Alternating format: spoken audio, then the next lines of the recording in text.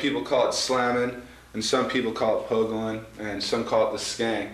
But I just call it dancing because that's normally what you're doing. And you keep moving around in a circle like this, because that's the way the pit moves, is in a circle. People jumping off stage, you push them away, and just try not to get out of that circle, because if you do, you get out of the beat. And that's where the energy's at, is in the beat.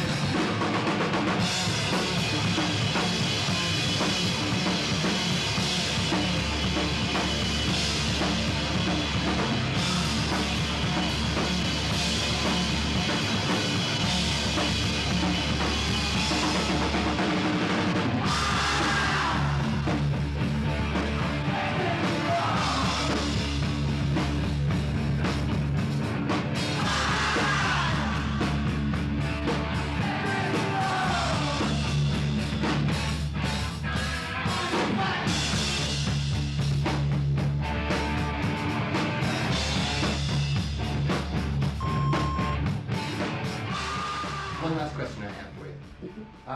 Do you think that he has a price to pay in terms of God and so on and so forth for this kind of music?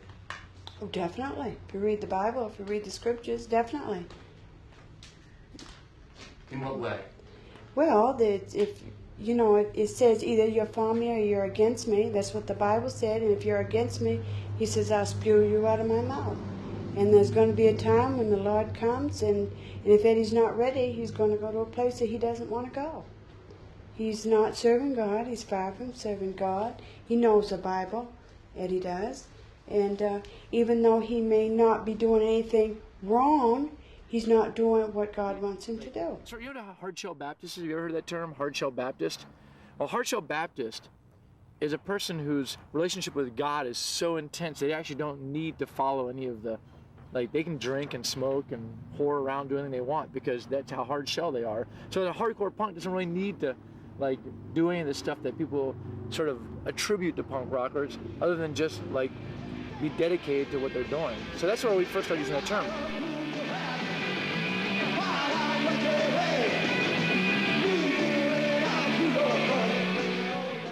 The inside foldout of this record cover is a work of art by H.R. Giger that some people may find shocking, repulsive, or offensive.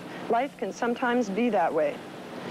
The poster is a graphic depiction of genitalia that has been on display in some European museums, but to me it sort of looked like vegetables in mud. And I'd show it to you, but it's no longer available in the album. You see, a woman charged Jello Biafra and the Dead Kennedys with distributing harmful material to a minor when her 14-year-old daughter bought the album. This case was considered precedent-setting by many in the entertainment industry, and it finally went to court last week. That's what good art is art that inspires people to think, even if they don't like it. I mean, the argument the prosecutor made today was that because this album and the visual art didn't have a happy ending, it therefore was legally liable. All kinds of media and our access to information itself is what's on trial here and in many other places. It's an organized attempt by cultural vigilantes to shut down our right to know.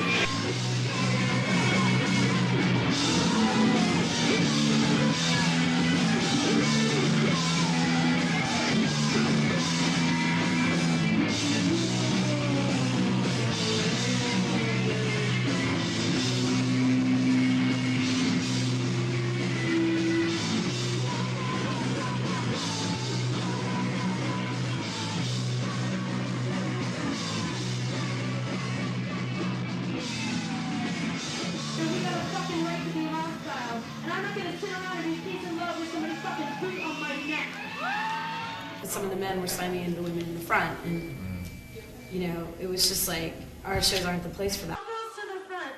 I'm not kidding. All boys, be cool for once in your lives. Go back. Well, my parents just think I'm weird, and well, my dad likes my hair. You define yourself in society to a large degree by how you look, and if I wore topsiders and polo shirts and something like that, I would define myself as the nice middle-class kid who's ready to take up where my parents left off. And the fact is that I don't look like that means that I'm not willing to do that, and my look is a direct reflection of my attitude.